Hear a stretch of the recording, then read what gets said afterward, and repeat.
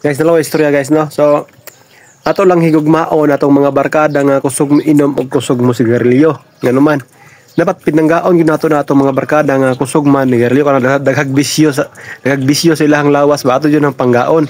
Kay ngano man kay gamay na lang na ilang oras dire sa kalibutan. So maong ipakita nato nga love kay nato na sila kay gamay na lang man ilang oras sa kalibutan kay daghang magbisyo.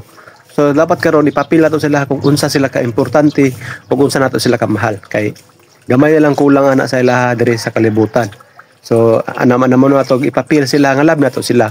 Kay di man gyud sila magbag-o nga sige hapos lang inom sigarilyo, bisyo. So ang ato lang mabuhatan na ipapil nato sila nga love kayo nato sila as a friend, di ba? Ana lang na love your friend nga mga palainom o mga kusog man sigarilyo. Kaya ila na lang kaadlaw ang kulang nila dire sa kalibutan nga nagpuyo sila.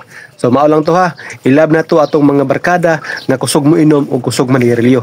Kay 50-50 na sila dire sa kalibutan. So mao ra to. Bye-bye.